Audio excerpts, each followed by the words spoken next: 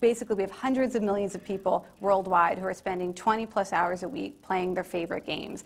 So they're creating this kind of collective resource of mind share, heart share, energy. And if we can figure out how to tap that participation bandwidth to kind of siphon off some of that gaming time, hundreds of millions of people spending 20 hours or more a week playing video games, we can do a lot of good things. So why is this happening? Why are there so many people, such diverse kinds of people, playing games and, so hundreds of millions of people playing 20 hours or more a week? That's like a half-time job. Why is this happening? And more importantly, how can museums harness the rising power of games for good? We know that this participation bandwidth is out there. We know that more and more people are becoming adept at playing games. What can we do with that that is good for the world? So let's tackle the why question. Why is this happening? In a nutshell, games make us happy, and games help us do things that are more amazing than we think we're capable of doing in our real lives without games. So I'm going to talk about these two things, why games make us happy and how games convince us that we're superheroes, and then talk about how we can apply that to real-world things. So many of you are probably familiar with something called positive psychology, or the new science of happiness. That's something that's been developing over the past decade as an alternative to psychology that looks at our mental illness and chronic problems. We want to know what is optimal human experience and what can we do to increase satisfaction and well-being. These are some of the best sellers that I recommend everybody in the experience business should read. And what's happening is that it's not just academic books and academic research, although there's a lot of that. It's really becoming a popular trend. A lot of people are quite familiar with this now. These are some sort of mainstream coverage. And we're seeing lots of institutions, government agencies, trying to apply the science of happiness in a way that provides rigorous metrics so we can see what the impact of our policies are, or the impact of our built environments are on people's happiness. They're creating happiness maps and happiness metrics. So these are just a few of my favorites, like gross national happiness.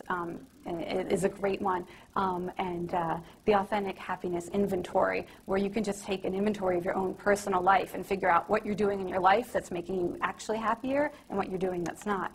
And there's some great sort of Web 2.0 sites where they're trying to give people the power to use this happiness science. So happier.com is in beta right now, and they're just really going to use the science to help you chart your happiness and get happier. And so there's just interesting stuff to see. And then, of course, there's a backlash, because with any big movement, you have people who are against the movement. So we have Against Happiness.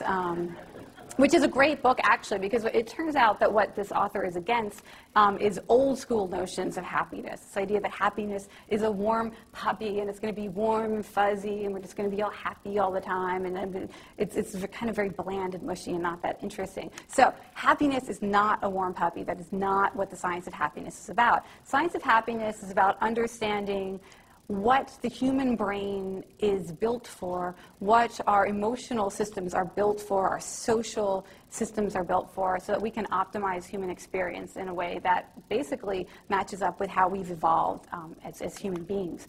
So I have been just immersed in this research for years, and I have boiled it down to 4 things that seem to appear across all the literature. Now, there are different kinds of happiness in different demographics. Things matter more or less as you age. And also in different countries, we see some differences. But there are 4 things that seem to be pretty universal. So here they are. First, satisfying work to do. Kind of waking up in the morning with a concrete task, something that you know you are meant to do, and you can know at the end of the day whether you did it or not. So very concrete, specific things to do. The second is the experience of being good at something. We don't have to be rich or famous, but we do have to feel like we have some strength that we can apply, and that the rest of the world can see that we've contributed. We've made a contribution. We were good at something. All of us require time spent with people we like. Even if we're introverted, I'm extremely introverted, but around the people that we like, we do draw energy from that. So it's important that people have social interaction. We're social creatures. And finally, the chance to be a part of something bigger. We all crave meaning that extends beyond our own personal life, to see that there is a bigger picture. And since some people seek this through science, some people seek it through religion or art or activism, And so there are lots of ways we can become a part of something bigger, even our genealogies. But these are the 4 things that human beings need to be fully engaged with reality. And if we have these 4 things, it really doesn't matter what else is happening in our lives. All the research shows, whether it's health or money, if we have these 4 things, we're extremely happy people. Now, if we look at museums briefly, because what I want to do here is look at the opportunity for museums to make people happy. And I'm going to make an argument soon as to why I think museums should be in the business of making people happy. But if we look at what museums are doing now, just to sort of get the seed in your head, I would argue that museums are built to do the latter 2 of these things. They are a place to spend time with people we like. We see families going, people go with their friends or on dates.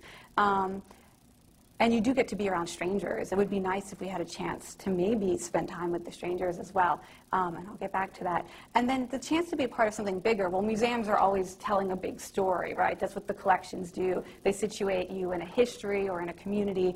So that does seem to be a natural fit. But in terms of satisfying work to do or the experience of being good at something, I would say that very few museums give me something to do, a concrete goal or mission when I get there.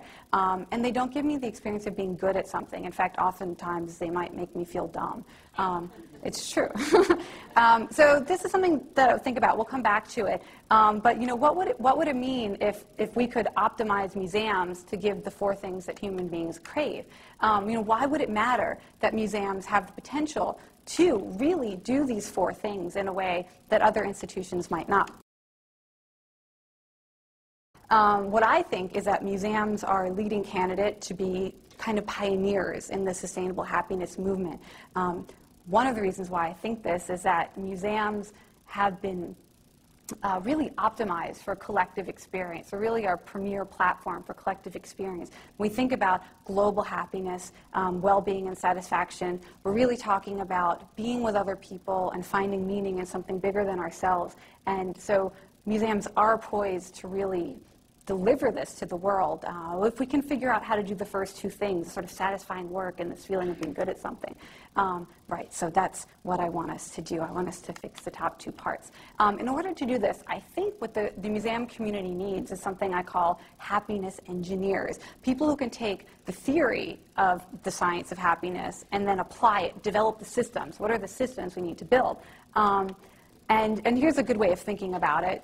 John Mason Good once said, happiness consists in activity. It's a running stream, not a stagnant pool. So we need people who can create activities that generate happiness.